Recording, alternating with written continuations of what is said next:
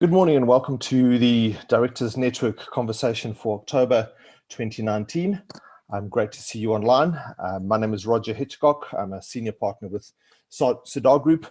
I'm currently based in Pretoria, one of those times that I'm not traveling, but it gives me a chance to sit and do some thinking. And I suppose what we want to talk about and what I've been thinking about, as many of us in the last month, is really to think about what's happening out there. And I've titled this conversation "Business Models and Boardroom Battles," and I'll unpack that as we go. But one of the questions that I regularly have in my own mind, and I suppose one of the questions that I regularly get from people that I engage with on a regular basis, is how do we make sense of a lot of the companies, a lot of the things that are going on around us? If you, like me, have been following something like Brexit, we know that in the last week, there seemed to be some progress. It's in the rundown. We've got 10, 12 days until the end of October, which is this major threshold milestone. It's either the end of a race or the beginning of another race. And a large part of the challenge in organizations today and in countries and nations and teams is how do we cope with the challenges that get thrown at us? And some of those challenges, unfortunately, are even of our own making. So as we go, as per the rules of the game, if you've got something that you'd like to contribute to or a question as we go, please use the chat box. I've got that open in front of me and I'll try to monitor that. And at the end, we'll have a chance to share thoughts, share some ideas, and ask any questions that you have. But as I said, the key thing, looking at the change, who has been in the news, from nations to countries to companies, it seems like, and as I've been, thinking and mulling over this conversation, and it probably gives away a bit of my age, but the Bob Dylan song "Times They Are A-Changing" sprung to mind. So I thought let's even start with that. Start the day by being a bit poetic, I suppose. And this is the first verse in the last verse of the "Times They Are A-Changing." Come gather round, people, wherever you roam, and admit that the waters around you have grown, and accept it that soon you'll be drenched to the bone. If your time to you is worth saving, and you better start swimming, or you'll sink like a stone, for the times they are a-changing. What is interesting when you read and I encourage you, and I was tempted to go through the whole song, but if you look at the different verses, he speaks to national change. There's a verse that starts off with senators and leaders. He speaks to organizational change too. In a sense here, he speaks to family change in one of the verses, and then he ends up by saying, "The line it is drawn, the curse it is cast. The slow one now will later be fast, and the present now will later be past. The order is rapidly fading, and the first one now will later be last, for the times they are a-changing." And what is really prescient for me is the fact that this song was a hit in the 60s. And obviously those were times of great change and great turbulence. But one of the challenges that we come across, or one of maybe the myths that we come across in business, is that we are now in a time of more change than ever before. And when I read a song like this, I think, well, actually people have been able to always think about the changes and always have to think about the changes that they are going through. And I suppose that's the tone that I want to set in terms of today's webinar. And in doing that, I want to lay a couple of conceptual foundations, because if the question is, as I posed in the first slide, how do we cope with the challenges that get thrown at us, even those of our own making? And I'm going to talk to a couple of examples in the marketplace, but foundationally, I want to just think about what do we have to deal with, and are we able to do so? And so one of the things I'm looking at, and it was a comment I mentioned in a group that I was with maybe six to 8 weeks ago, and we were talking about the Brexit transition and the challenge, and call it the Brexit thing.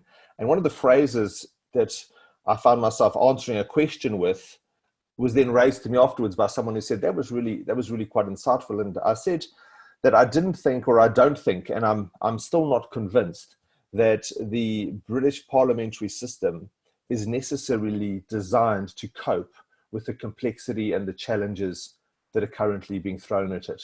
And I think part of that is the nature of the EU relationship, the nature of all of these different things. I also look at the likes of what's happening in the trade wars between US and China, and again, leadership issues. And I think one of the challenges we have in the world today is that the current system wasn't necessarily designed for a time like now. It was designed for a time of change, without doubt, as Bob Dylan said, but it's necessary for us to continue looking at what are the changes and challenges that we're facing so that we can cope with them. And one of the key things here is the reminder of what the role of the board in governing companies is. And a critical metaphor that I often relate to, and some of you would have heard me speak about, possibly ad nauseum, is the fact that the word governance comes from a Greek word, which is Kubernetes. And the picture in the word Kubernetes is the captain of the ship. And so I'm going to reflect on this when we talk about a couple of the examples in the market today, but really thinking about this, what is the role of the captain of the ship? It's being clear about where we want to end up, what our destination must be, but it's also being clear about, do we have a vehicle that can navigate the waters in front of us? And do we understand what lies in front of us? Not only the waters, but the reefs and the islands and the storms. And so that's a key contextual and conceptual challenge, I think, because many times we don't think about boards like that. We think about boards as being static, and they are just high-profile people sitting around overseeing companies, instead of understanding destination, understanding the actual ship, understanding the environment we're going through. And then I came across this also in the last 6 to 8 weeks, in mulling over a lot of the thinking around building boards, making sure that boards are appropriate. So in this picture of the captain of the ship, there's a challenge in the governance space that every single company looks different, and every single company, to be unique, needs to be different. And so in applying principles of governance, so in this role of captain of a ship, of governing, there is a lot of material. There are a lot of codes of governance. There's a lot in the legislation that is starting to emerge in terms of how do we govern. There is an ongoing debate around what is the role of the board. But in applying that to the company, one has to think about, have we got a company that is able to achieve what we want to achieve? And this was an interesting concept that I came across. And again, casting my mind back and saying, well, this is interesting because this was thought about, put together in the 1950s. A gentleman by the name of Ross Ashby put together a thing that is referred to as Ashby's Law of a Requisite Variety. And what he was speaking to is, he was essentially a biologist, a scientist in the biological space, and he was unpacking a concept known as homeostasis. And he approached it and defined this word as the homeostasis being the way in which complex systems operating in changing environments, and even that sentence sounds a lot like our businesses at the moment, complex systems operating in changing environments succeed in maintaining critical variables within tightly defined limits. So again, a bit of a mouthful, but essentially we have these companies. A company is a complex system. It's a combination of a whole lot of different things. The environment is complex. It continually changes. What we have to work with is we have to maintain certain critical variables. The captain of the ship has to make sure that the ship is afloat, that the people are healthy, that the engines work, and all of those things, those variables, have tightly defined limits. And at times, the limits may loosen a bit, but certainly in today's world, the limits economically, the limits financially, the limits in terms of skill sets that we face in our organizations often become really, really tight. And so this concept of requisite variety is also based on the fact that variety in a system is the number of possible states of a system. And then he goes on to say, and I'm unpacking a bit of detail here, but it'll make sense when we touch on the examples. The law of requisite variety basically says that for a system to be stable, in other words, able to manage the complexity, manage the change, think about the limits, think about the variables, the number of states that its control mechanism is capable of attaining, in other words, its own variety, must be greater or equal to than the number of states in the system being controlled. And what that means in essence is the following, that if a system is able to deal successfully with the diversity of challenges that its environment produces. So let's rephrase that. If a company is able to deal successfully with the number of challenges and the range of challenges that its environment produces, and remember the environment is both internal and external, then it needs to have a repertoire of responses which is at least as nuanced or as varied or as diverse as the problems thrown up by the environment. And what he was saying is that a viable system is one that can handle the variability of its environment, because only variety can absorb variety. And the challenges when I'm looking at different examples in the marketplace is I think there is lots of examples where the variety in the system is not requisite.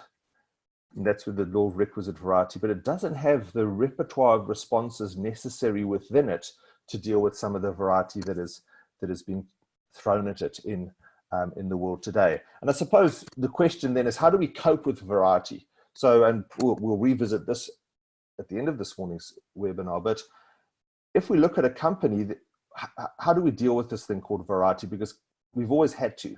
Boards have always had to look at the challenges, the complexities, the changes. And so there's two ways of coping with variety. We can either reduce it, and essentially that's systematization. And that's a very valid part of dealing with variety, is to systematize things.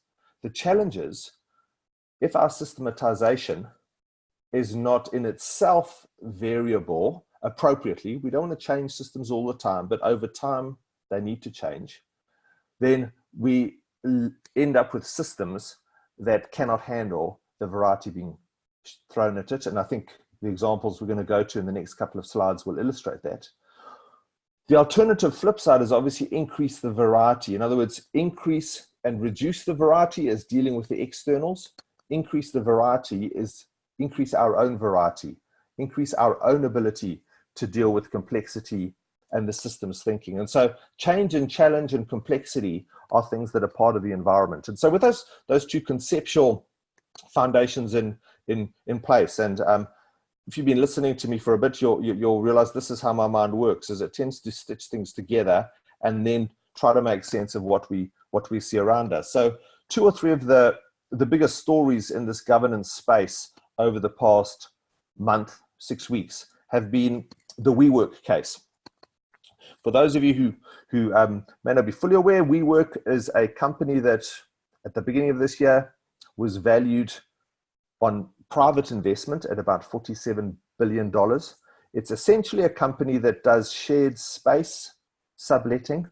Its fundamental business model is it goes and it lets out or rents out, leases out some of the best, and has leases on some of the best workspace in some of the biggest cities of the world.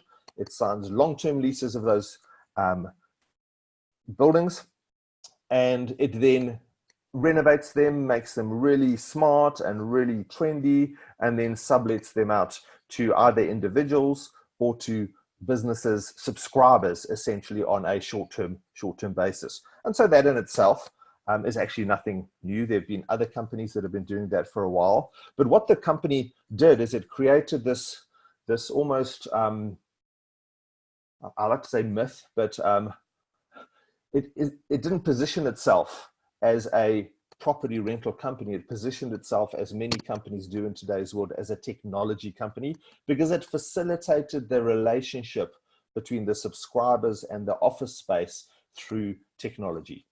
And that's why I say it was a business that was not really a business. It made itself out to be. In other words, one of the challenges of this business, and it was only when the company wanted to list, they wanted to go through an IPO process, and it launched all that documentation probably within the last 8 to 10 weeks. And as that started to go in the, through the market started to look at this and say, but this isn't what you're saying it is. It came out that there was a lot of conflict in the business model. The founder of the business bought buildings, rented them to the business, all of these kind of things.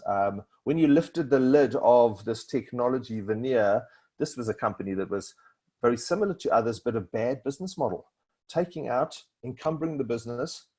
At the stage it is encumbered with about $50 billion worth of leases, and then long-term leases, and then leasing those out on a short-term basis. A lot of people looked at it and said, this doesn't make sense. And so over the last 6 or 8 weeks, the valuation has obviously has just slidden from about $50 billion, $47 billion down to less than $10 billion.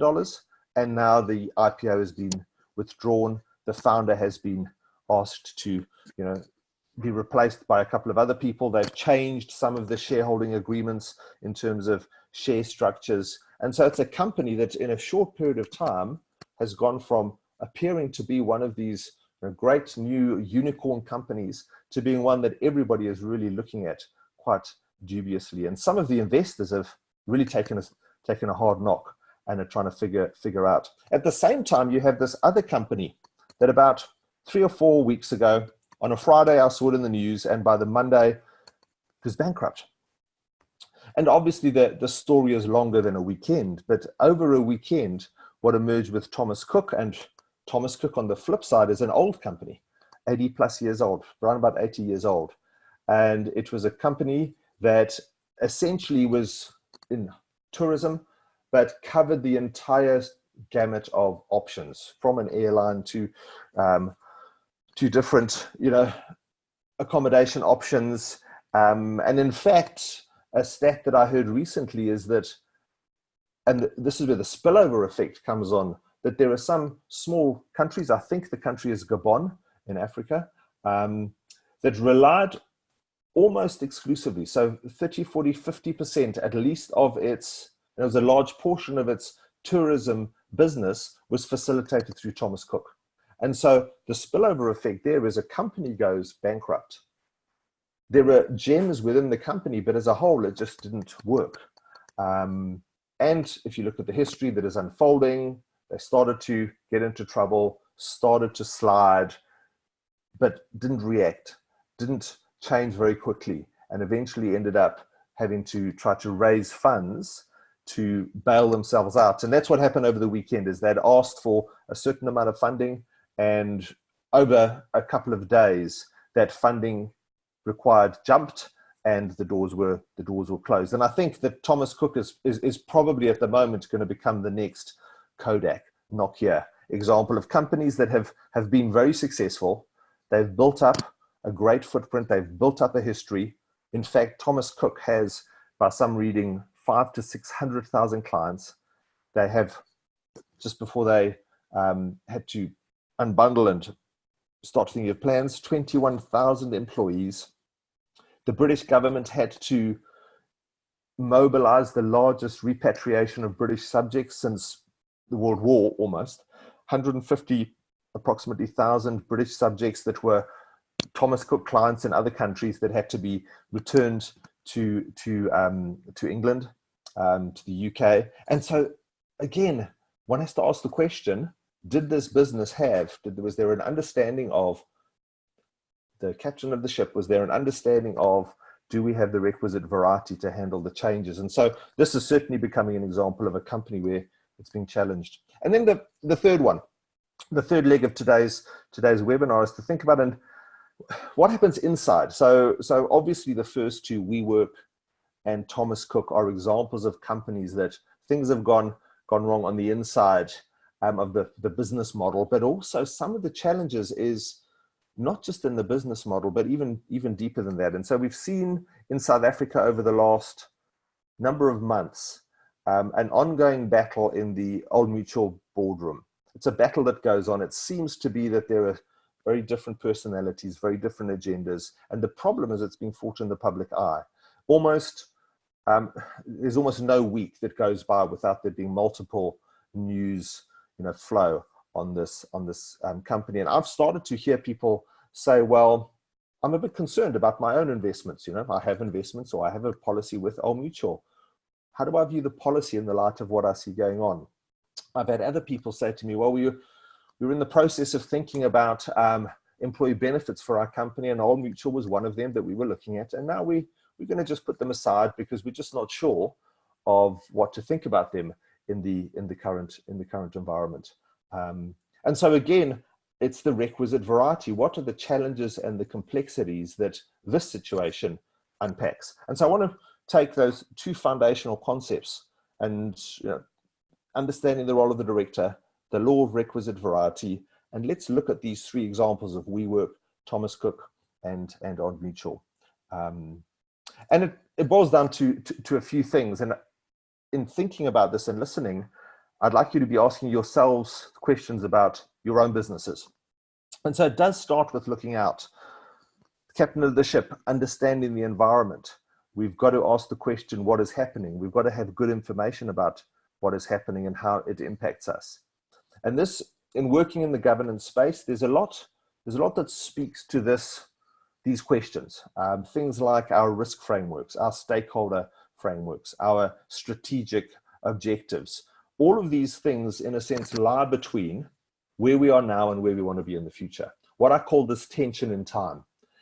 Often we think of companies as static things, but actually in my mind, one of the best ways to make sense of a business is this entity in time. It's moving forward, it's letting go of things, it's reaching out to other things. And the things we let go of are sometimes can inform what we reach out to in the future, but there is this ongoing movement, and time is something that none of us can escape. And so we have to continually make sense of what's lying ahead. And obviously what lies behind isn't the same as what lies ahead. And so when we do ask these questions, we have to ask, is what is happening out there fixed or flexible? Thinking again of Brexit, one of the challenges is that it has been unresolved. And so there's been an in-between. And in-between is often the most difficult place to be. I know sitting in South Africa, there's been some news in the last couple of years, and people are saying, well, are we sitting, as I've got there in the last question, is this the new normal, or is this something that is passing? The metaphor of the captain of the ship, is this an island I need to get around, or a reef I need to find my way through, or is it a storm? And we don't treat those things in the same way. And so a large part of what we need to be thinking about and getting information about and taking a position on is whether what we're facing, is it fixed or flexible, static or dynamic? And that's the looking out. Possibly the deeper questions I want to ask in terms of business models and boardroom battles is to say, well, looking in. And looking into our businesses, we have to be honest about asking the question, where is our performance coming from? And what that means is we need to make sense of what I call the levers of the business, the levers of value. And this is about the system of the business. So remember, one of the ways to handle variety is systematization. And obviously, a lot of our systems that we sit with were built to handle variety, even if we didn't think of it in those terms, but they were built to handle a certain type of variety. We've got to keep asking the question, are those still valid today and going forward? Because the board's role is to think ahead. It's to think forward. It's to anticipate what we need as opposed to just fixing what we needed and relying on what we needed. And so this relates to two or three elements that I call the strategic elements of a business. And these include the tension between our strategy and our business model. Another way to think of that on a timeline, strategy defined as destination, where we want to be, business model defined as where we are now. Do we have what it takes to reach the destination we intend to reach? Good question. Do what we have, is what we have the right capacity, the right variety, the right systems? What does this vehicle of our business look like? One of the tools that I found most useful, and there's a number of ways to do it, but one of the most useful tools is this concept of the business model canvas that can be used at various levels of the business, but it's understanding, if I pull out my pen and do some do some scribbling. It's understanding from our our value proposition, who are we actually dealing with, and is there a match between the customers that we have and the value proposition? Because over time that changes. Maybe the customer changes, maybe the nature of our value proposition changes, and between the value proposition and the customer are two key things. There's what type of relationship, and relationship is important thing about a relationship is a two-way street. That's why I've put arrowheads on both sides of the customer relationship. What are we doing? How do we impact them? How do they influence us? And are we engaging? And then what channel are we getting our product to the customer base with? How then are we building the back end of the business? And that obviously generates revenue. If we're doing that right, customers are willing to pay us enough to keep our value proposition going. And what they should be paying us, or willing to pay us, is more than it costs to create.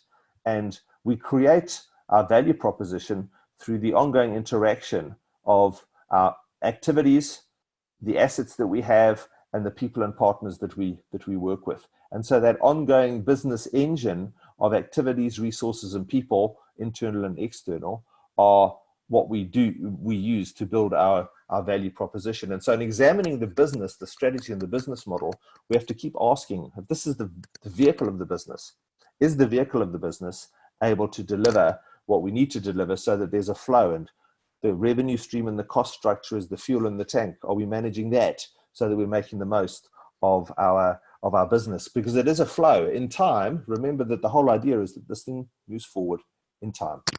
And as we move forward in time and keep delivering good products, good value, those people are willing to pay us, which gives us the momentum and the fuel that we need. But we need to keep asking the question, do we have the right value proposition for the right customers? Are we building the right relationships based on that? Are we utilizing the best channels available? And how are we managing the back-end engine of our activities, assets, people, and partners? And that's a critical set of questions that I don't think was asked very well on an ongoing basis in the Thomas Cook case, because the way people were buying, or the way people are buying hospitality and tourism in today's world, has changed over the last 75 or 80 years.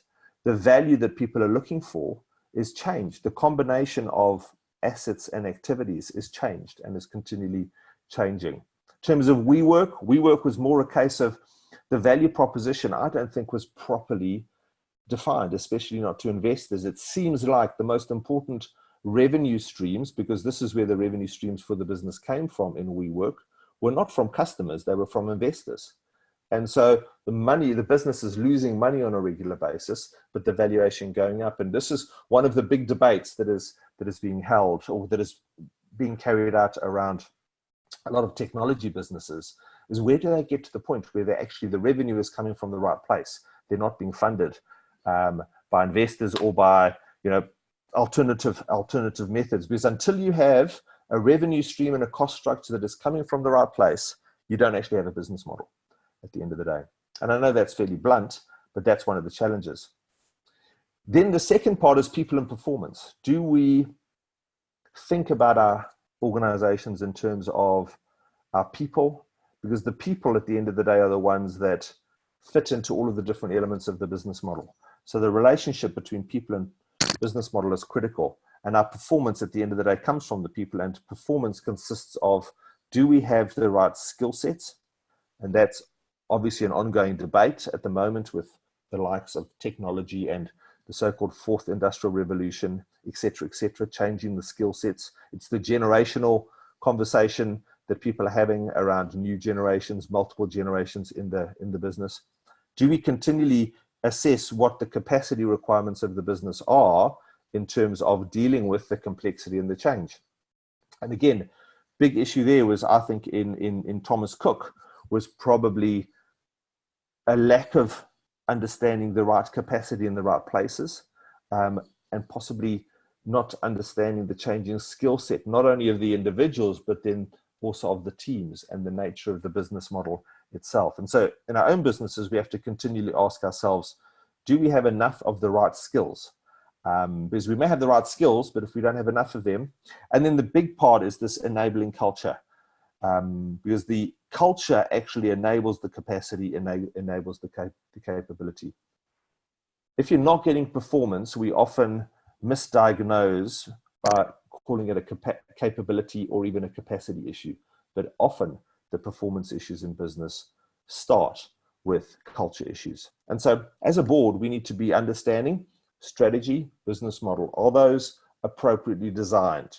Do we have the systematization we need to handle the variety that we see that lies ahead of us? And then are we populating the vehicle with the right people? Do we have people that are skilled to do the right things? Do we have enough of the right people in the right places?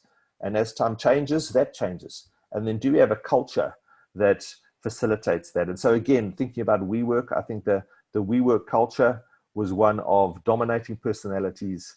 It seemed like the shareholding control in the boardroom, the fact that the wife of the founder made certain people decisions based on the fact that she didn't like their kind of personality or vibe or something like that. So read some of the articles that are out there. They're really interesting in terms of just the way decisions have been made in some of these businesses. We've seen culture in a lot of the tech companies, the Uber issues. We've obviously seen culture in places like Hollywood and some of all of the horrific things that have happened in some of those organizations.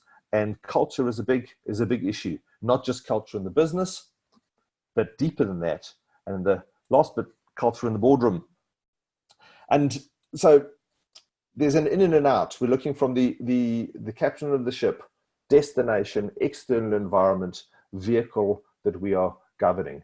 But ultimately, the captain of the ship in reality is a group of people.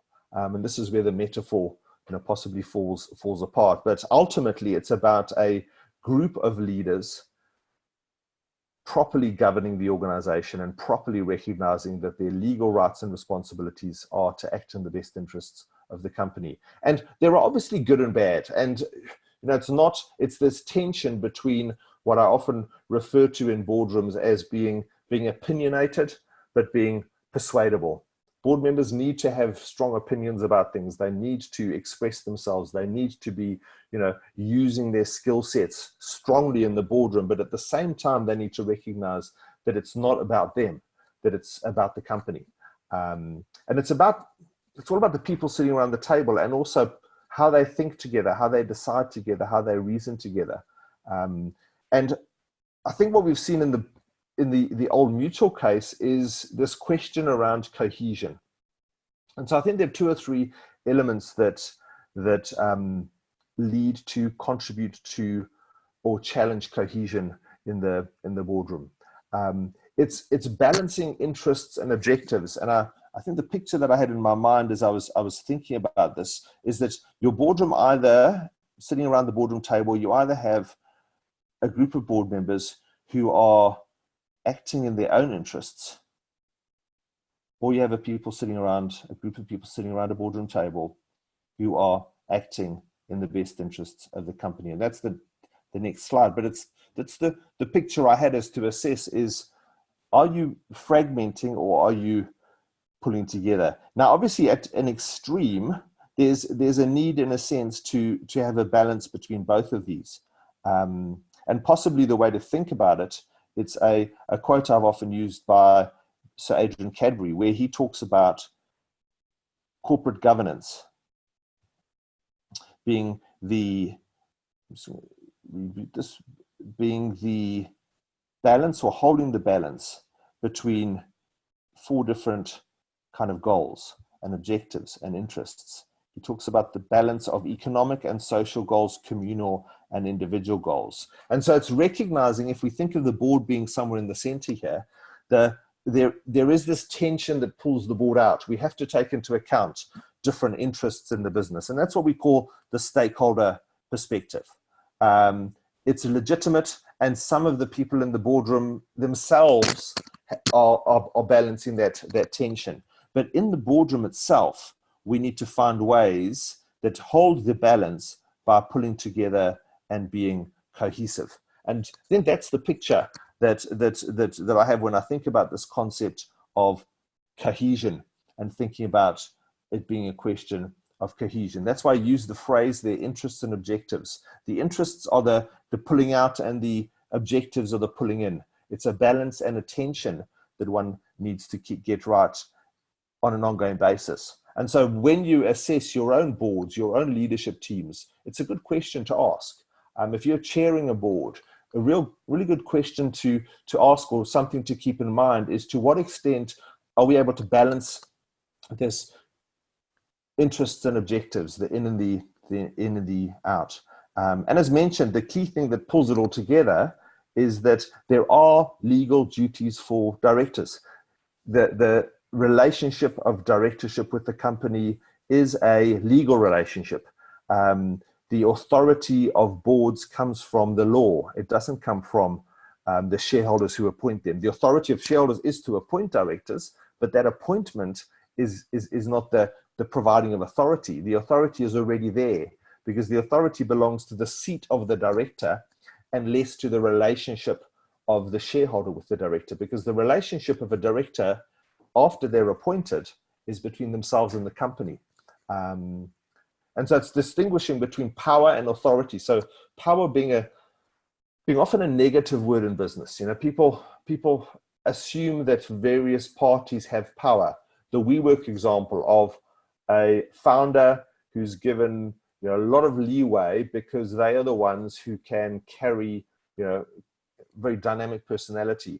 In the old mutual case, you have this tension between a chairman and a CEO. And, you know, taking missteps because a CEO, a person who is a director and a CEO or managing director, has two relationships with the company. And so there was a dismissing of one individual as a director, but that by virtue that it was assumed that he was dismissed as the managing director. And he challenged that and said, no, but you couldn't do that, because my relationship with the company is not the same as a employee of the company as it is a director of the company. And that's why the big issue with Old Mutual is this whole lack of cohesion because of different interests that seem to be at play. So it seems to be, and again, I'm only responding to what I've seen in the news. It seems to be that the footprint of interests going back a number of years was not very well defined. Conflict of interest was not very well managed over time. And so it's led to a case of this massive fallout, and we are waiting to see what happens.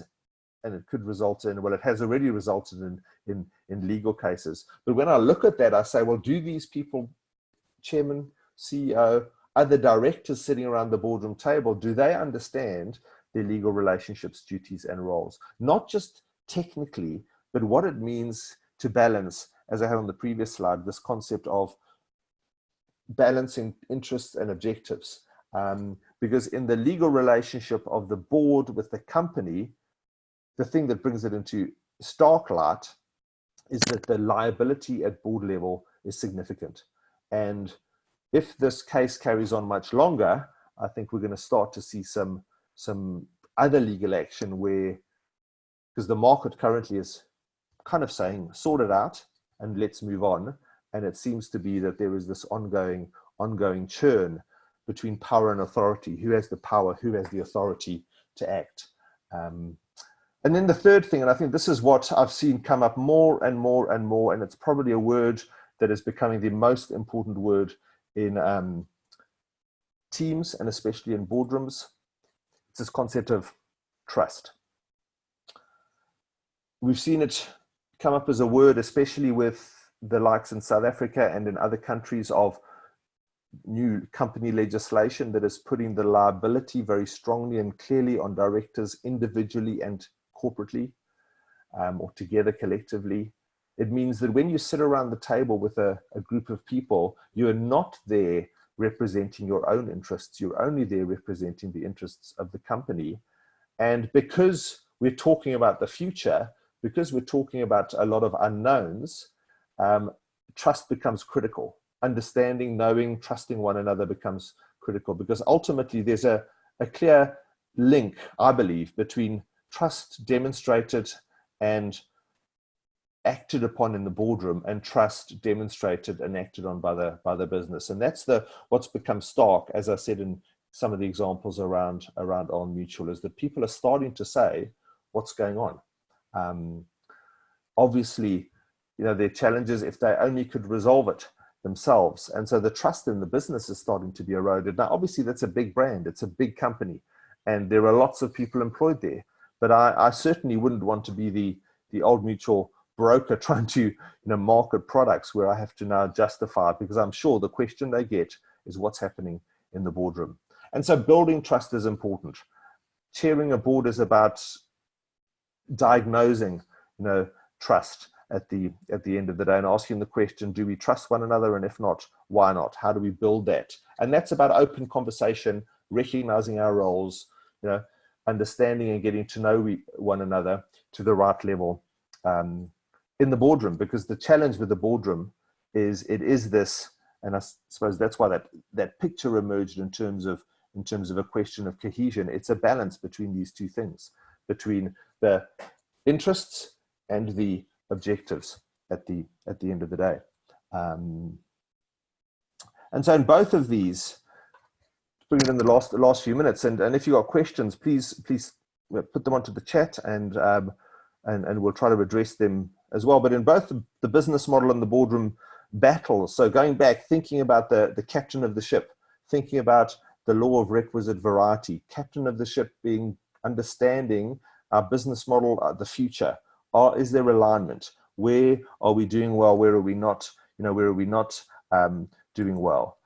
Thinking along the lines of the variety that we have to that we face, the challenges and the complexities that we face, and asking ourselves into our system. So where can we healthily systematize the responses that we need? Do we have the repertoire of requisite responses in our boardrooms, and then in our business models as well?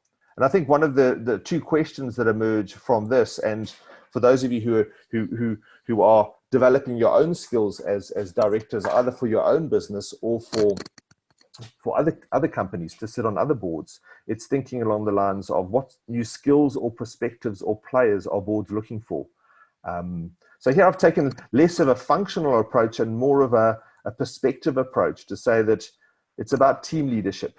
I think one of the conversations, one of the topics that I'm seeing more and more in surveys and in articles is the fact that we need to understand what it means to lead as a team better than ever before in today's complexity.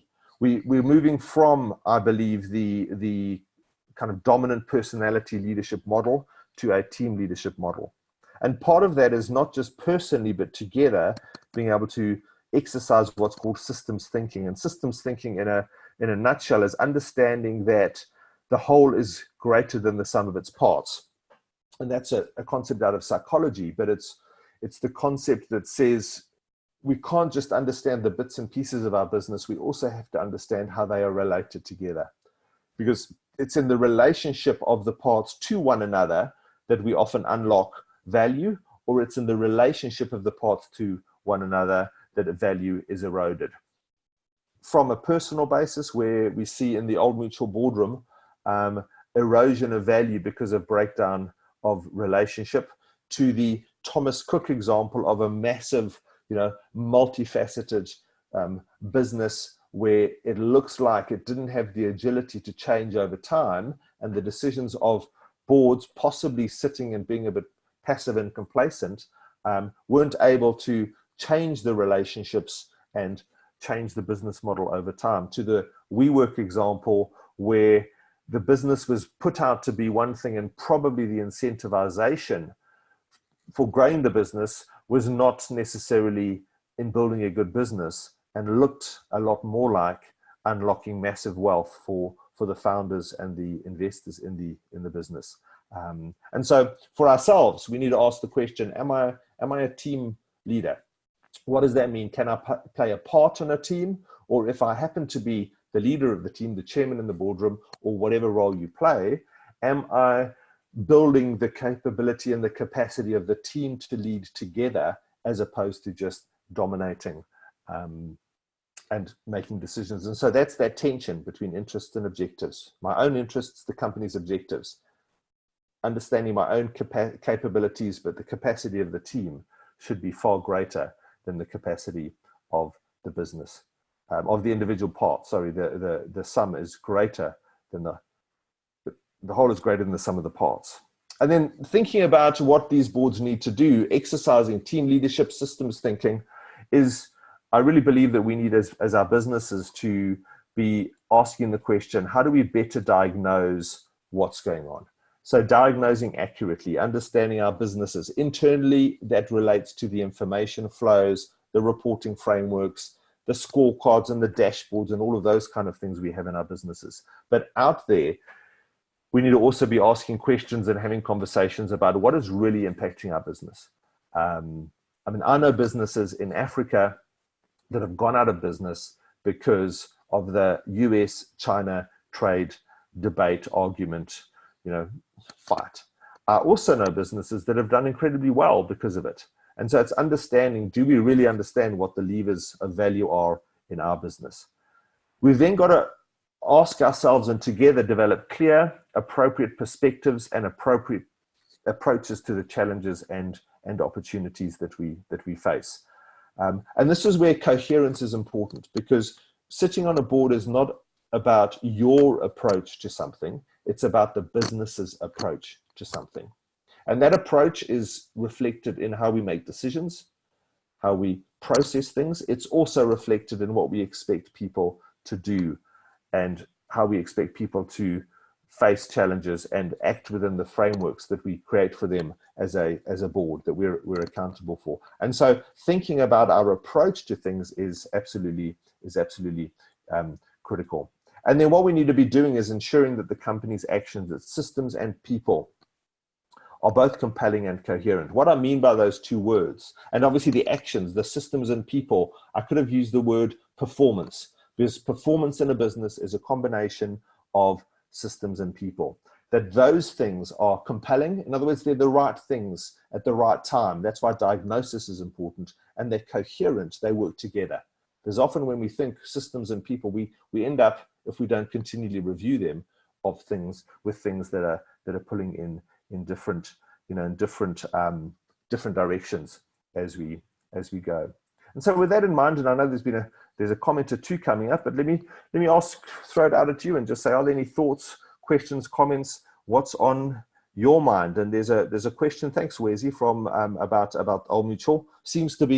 Comes up in lots of conversations. I've had to almost curtail a few conversations about Old Mutual because it can take over another session I'm meant to be doing. But what is the role of organizations like the Business Leadership South Africa in feuds like Old Mutual, diffusing the tensions as this goes against their founding principles, being contributors to the country's economy? I think this is such an important issue. I think one thing they should be doing is they should be raising the issue behind closed doors with the leaders in Old Mutual. This is where relational strength comes in, not to use relational strength in the wrong way, which unfortunately we've seen, but really to be making the phone calls and saying, what's going on? Let's have an honest, open conversation. The challenge is, I think, the place where the world is in at the moment, it's very difficult to have honest and open conversations. But then also using this example, so maybe there's nothing in place in the frameworks that they have in BLSA, but to say, what can we learn from this? So what is our role, as you said, as contributors to the country's economy? Right now, the South African economy cannot afford some of this bad news that is going out because we're tired of it and it's having a bad effect. And that's my opinion. But really asking the question, do we have the right relationships with our members? How do we raise these issues? And how do we create mechanisms, if necessary, to mediate, to step in the right way? Because relationships are two-way streets. And so it's building a relationship. I would say, as BLSA, maybe we need to have a workshop with our members and say, how do we help you if you hit this kind of problem going forward? So I trust that's been, I think, a big part is the associations. Niraj, you've said here, the team leadership also needs to cover development of the right corporate culture. Absolutely. Because I think, and it's these conversations, and what I often say when I'm with groups is to really say that the difficult conversations are often the culture conversations. They're the conversations around what we believe to be valuable. And so they go deep, and they need to go deep because it's like a tree. The deeper the roots, the bigger the tree that can grow. And often our values in our organizations are very superficial. And so when we're faced with variety, so going back to that concept of the law of requisite variety, a large part of our ability to deal with variety is a culture issue. It's not necessarily purely a systems issue, as has come out of it today, but it's a deeper issue than that. And then question from Bulelwa, an interesting one. So I think what happens in boards, and I'm going to make some assumptions here, but the challenge is we sometimes sit on boards or exposed to boards where things are happening and we're a bit concerned. One of the mechanisms in the Companies Act and in most corporate legislation is this ability of directors to be insured. So directors and officers insurance, directors insurance liability, as you put it there.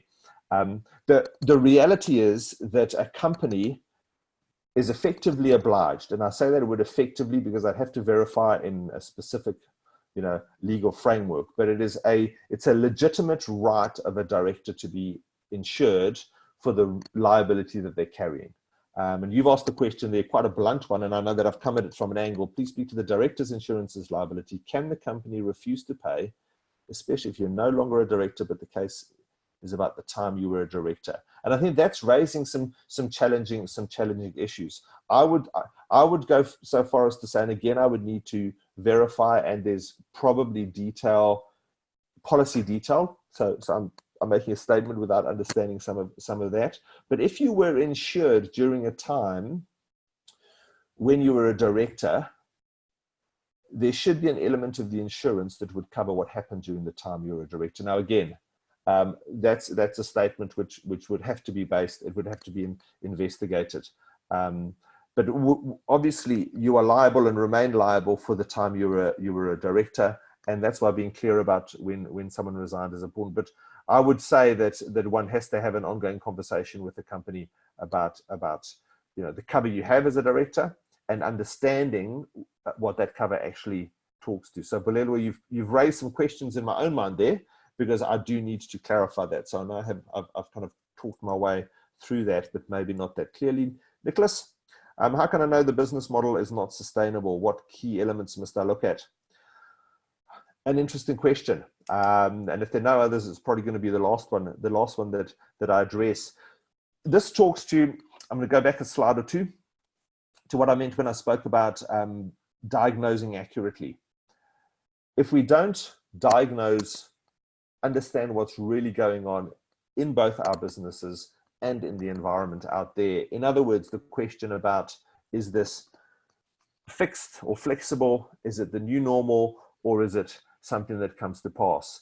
If we don't diagnose accurately, we can't build something that is sustainable, because it's going to be hit by something. The level of variety, going back to the law of requisite variety, may raise issues that we haven't taken into account. Now, obviously, there are exceptions, but part of the role of the board, and it's the risk perspective of the board. So risk is defined in today's world as reducing uncertainty.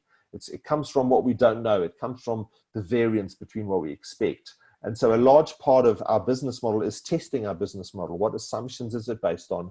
What expectations is it based on? What is in the environment out there, the diagnosis that is moving us towards our objective and that is going to stand in the way? Is this thing fixed, or is it flexible? Is it a storm that we just need to ride out, or is it a reef that we need to get our way around? And then making sure a large part of sustainability, Nicholas, comes from accountability within our businesses, holding people accountable for doing what they intend to do and what they're required to do. And maybe I should switch that around, what they're required to do and what they intend to do. And so the better balance we get between the systematization that manages the varieties we can anticipate and the team variety that is able, the repertoire of responses to variety. So I'm referring again to those two, that outside in, and outside in variety we can often anticipate and systematize. It's the inside out variety that we need to think about when we think about composing our boards, putting the right people around the table. Why are they sitting there? What does the business need? Are they, bringing the right perspectives to the business? Is their thinking appropriate? Those are the kind of questions that one needs to think about. And so I now haven't answered your question directly, but it's multifaceted. And I think that is why boards need to be able to be good, systems thinkers. They need to be able to see the whole. They need to recognize their legal responsibilities and trust one another as they embark on this wonderfully challenging role of directorship. And so thanks so much for the time. Thank you for investing. I do always appreciate that a Friday midday is not always the best time for some of you, and some of the times are a bit challenging, but we are having people from various time zones, so I appreciate it. Please provide your feedback. Please engage with us. Looking at the next November and December, we're going to do a bit more of a reflection in November. I want to look back at what people said this time last year around what challenges we'll face in 2019. And obviously in December, we're going to look at 2020 and say, well, what are some of the things exciting and challenging and dynamic and everything else that we need to face in 2020. So thank you for your time. It's much appreciated. Signing off.